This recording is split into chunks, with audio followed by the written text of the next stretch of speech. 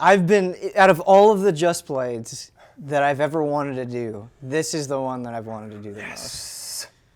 We're here. Been waiting years. Finally talking about Persona 4. Michael Huber, you finished it for the first time last week, and we all have a lot to say. Yeah. I know we go a little nuts on Persona with this website, but we've never actually sat down and talked about why we love Persona, and specifically Persona 4, so much. So, Buckle as up. someone who just recently finished, why don't you get us started? Okay. Wow. The most human characters I think I have ever encountered. Oh, by the way, spoiler alert. Entire episode. Huge. Don, I'm looking at you. Giant spoiler warning coming at the screen now. Here it is. Right. We are about to dive deep into the Persona 4 lore. If you do not want this beautiful gem, this masterpiece spoiled. And you don't want it spoiled. You do not the want this whole game point of the spoiled. game is the story. Duck Yeah. out. Duck out now. There's the warning, giving you 3 more seconds to close your browser. 2, 1. Now it's on you. Fair game. Yeah, awesome, awesome. There is something so real about these characters that it touched my personal life and just touched my heart. I connected to these people like they were friends, like they were lovers, like they were fathers and sisters and family. And for a video game to do that, it was a profound experience. And for all the hype surrounding this game, and for Brad letting me borrow his copy over a year ago, and for you two every day to be like, you gotta play this game, it's 10 out of 10, it's a masterpiece, for it to even exceed that level of expectations, I mean, I'm getting emotional right now just thinking about it. For me personally, you know, I adore JRPGs. Like whenever a JRPG comes up, I jump right on it for review or for whatever it is, or as much as I possibly can. And the series that started that for me was Final Fantasy. And the reason I fell in love with Final Fantasy is because I related to those characters so much. You know, I got so invested in their personal stories and their struggles, and I wanted to see them succeed. And it was something that I hadn't felt in a game that way, but before.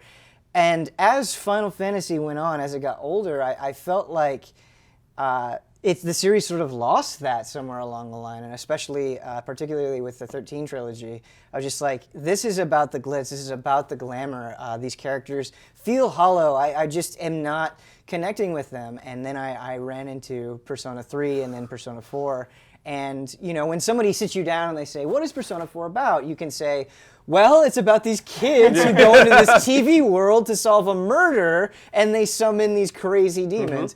But, you know, that's not actually what matters in Persona. It's about these characters, and you learn about their fears and their hopes and how they band together and the struggles they go through. That's what Persona 4 is about. Yeah, like Delcast tweeted me immediately after I said that I had finished it, and he was like, yeah, that ending was kind of a letdown, like crappy ending. And I felt the complete opposite way, as I usually do with Delcast. It wasn't about the plot, it wasn't about the ending, it was about getting there. And when all of those characters that you've maxed your social links with and that you've taken the time to spend time with them, when they come in like a vision to you and they're there and they're urging you on, it was so emotional.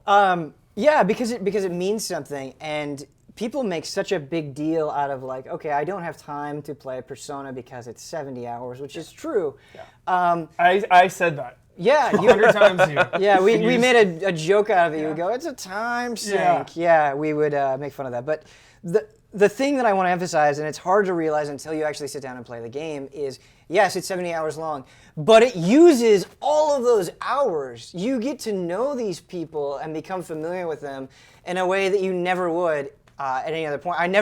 There are very few moments in Persona 4, maybe outside of the opening, where I'm like, okay, this is really dragging, or they're not utilizing this to further these characters along in some way. You know, it's not just a long game, it's a long game crammed with meaningful stuff. Even the silly stuff I felt like was meaningful. Absolutely. Like going on the camping trips and everything like that. It's Yeah. just like, it's really silly, but somehow you connect to the characters even through that. Right, exactly. And something that I struggle with at some JRPGs, and it's a really good point that you bring up, and even this applies to anime as well, is you have characters that get into these really serious situations and they find the strength. Maybe it's through friends, or maybe it's through, just their own perseverance, but they forget how to have fun. And because they don't have this fun side to them, it's hard to connect with. And there are so many absolutely hilarious, genuinely endearing and funny moments in Persona, and it only further attaches you to these people. Yeah, definitely. And I think for the overall plot, I'm obsessed with murder mysteries and that nonsense. But I think that there was a mystery for so long was kind of the carrot on the stick. Yeah. In terms of the grand scheme of things. And all that is in between that is the meat, is the character interaction, is the relation. So it's like when you go on this camping trip, it's just a break away from the dungeons and the intensity of that. It's refreshing. It's so meaningful, like you said. It feels like high school kids. It does. The things that these characters go through, you went through in high school. Yeah, exactly. And that's very important. Yeah, it's like they're battling inside TVs, getting ridiculous, but then they actually do real things high school kids do. Right. And, something that I want to bring up is I don't think these characters would matter if they were just idealized versions of high school kids. One of my favorite parts about Persona 4 is in order to summon the things that they use in combat, the personas, they have to kind of own up to a really shitty part of themselves. Yeah. For example, Yukiko has to realize that she kind of actually does view herself as this unattainable, really gorgeous looking, like conceited person. And once she does that, once she realizes that, hey, I can't get rid of this part of me, this is a bad part of me, I have to accept it, then she gains the strength to fight. And what a cool thing, you know what I mean? Yeah. Never in that game are they like, okay, this bad part of me is gone. It's about acceptance, and I think that's a really mature way of looking at something. Yeah. It's not. It's a level of depth that you just don't get out of other JRPGs. Yeah, I mean, you see them dealing with the entire game. Yeah. Like Kanji is a great example with that. Yep. Like his feelings towards Naoto and everything. Like he doesn't really know which way to swing. Right. And you're waiting for this fairy tale moment, and it never really comes. It's because he, like you said, he doesn't know. Yeah. There are so many situations where the things don't tie up nicely, and that's such an important facet of the game. Because life isn't neat. Kind of transitioning a little bit. That's an Ian Hink moment right there. Ian Hink joint. Yeah. He's still working his way through Persona 4. Maybe Slowly. one day we can get him on the couch.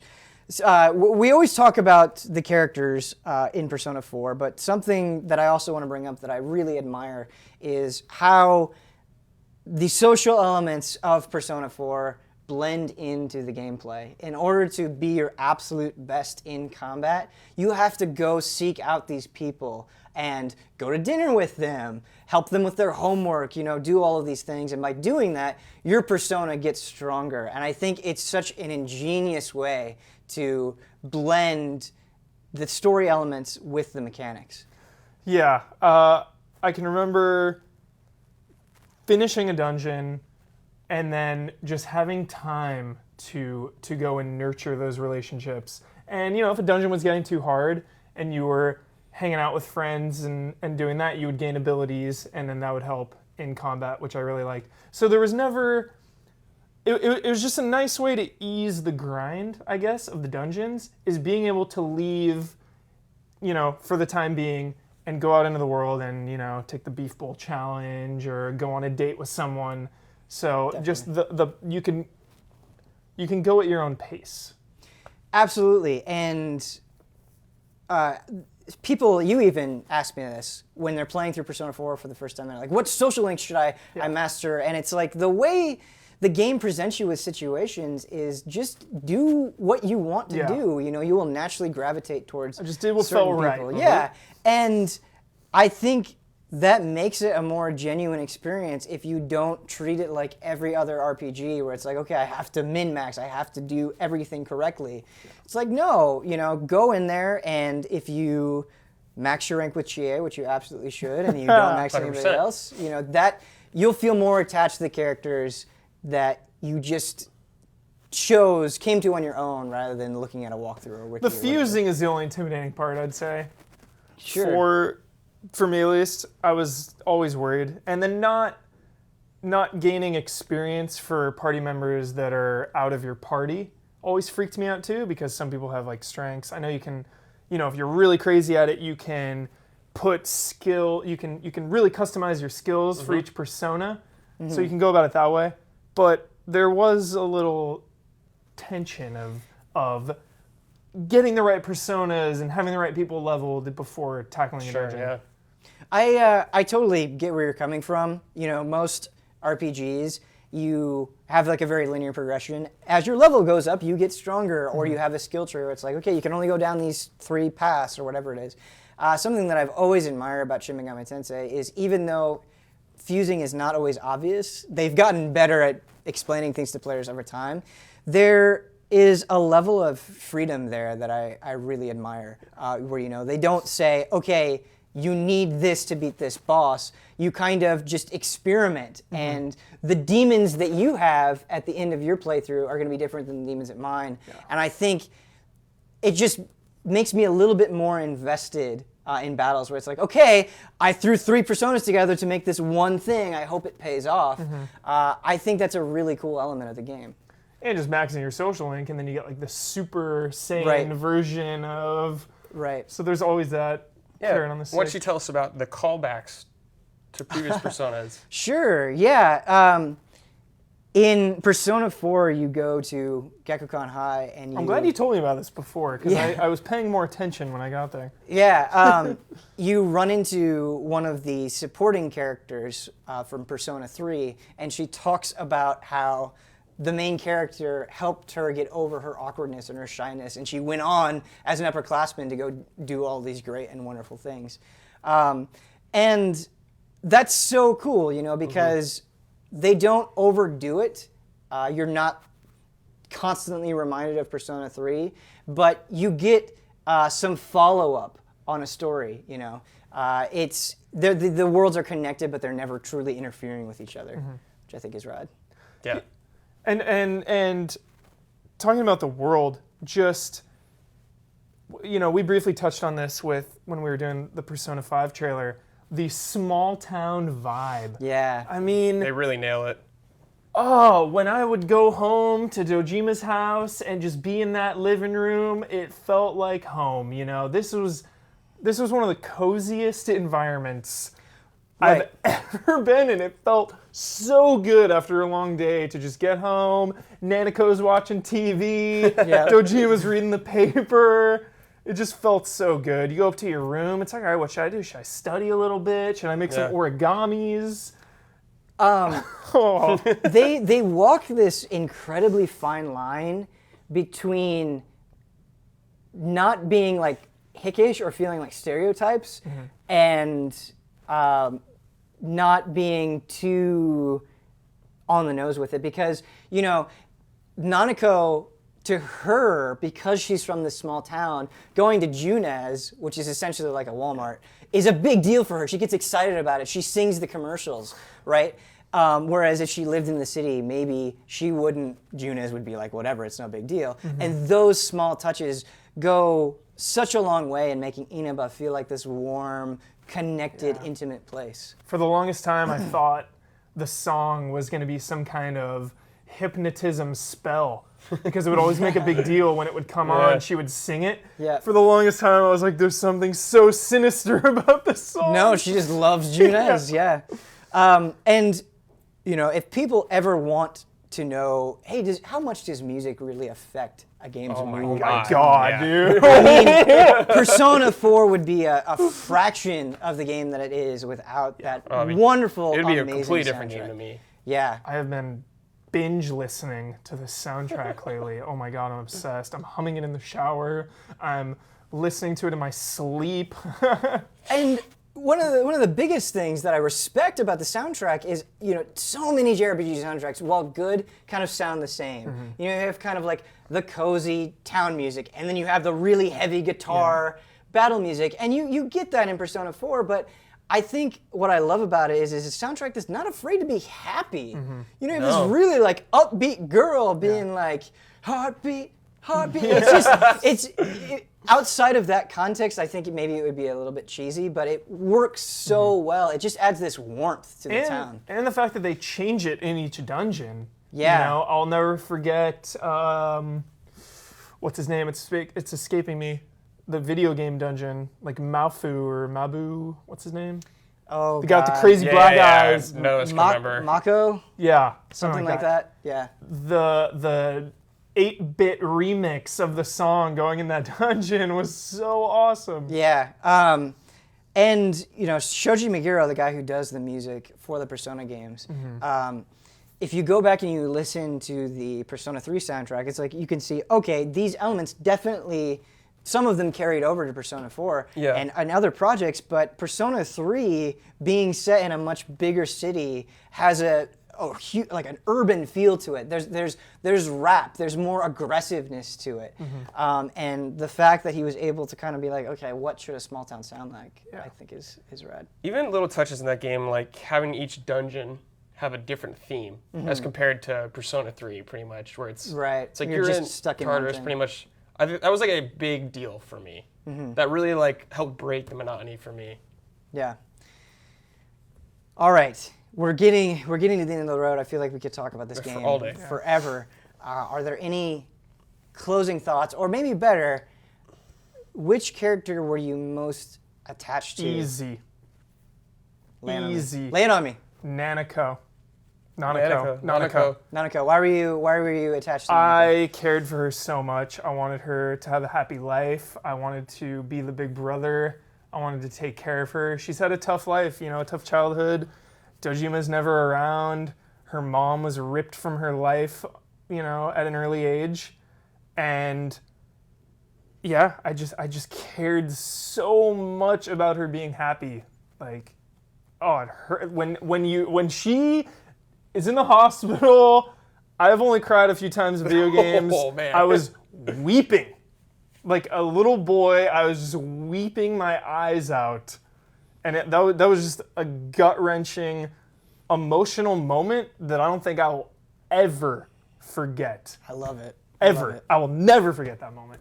I was surprised how much I cared about all those characters in that game. Yeah. It's like unbelievable. And I remember debating with myself for a long time. I'm like, am I going to pick Chie or Naoto? And it's like, why am I getting this worked up about this? Right. I mean, ultimately, I settled on Chie. Chie's best girl. It had nothing to do with, their stats or Exactly. what abilities they brought in. Exactly. It's just you cared about them as a character. Yeah, I think for me, maybe unsurprisingly, it's Chie, but I don't know if I've ever gotten to explain why. Yeah. Tell me why, man. You were like, love. Yeah, it's not that like I love her or whatever it is. I just think she's a really cool character because in many ways there's nothing feminine about her, and how proud she is of that. She loves meat. She loves kung fu movies. She loves just being loud, and she's kind of annoying sometimes. She has a really nasally voice, but she's so comfortable with herself and so positive. She's hyped. You don't get that a lot in games, and as somebody who struggles with identity sometimes, it's like, okay, you are not at all what society expects you to be, and you embrace that, and I think that's so cool. So just, I found a bit of myself in Chie and really got attached. So Yeah. Now we got to move on to Arena.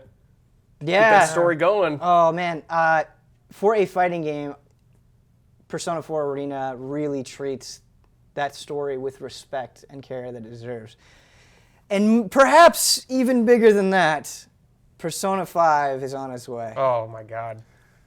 June-S Persona 5. You'll go there. It's happening. I hope not. I hope not. Not that June-S, a June-S. I hope not. Because it's a chain, right?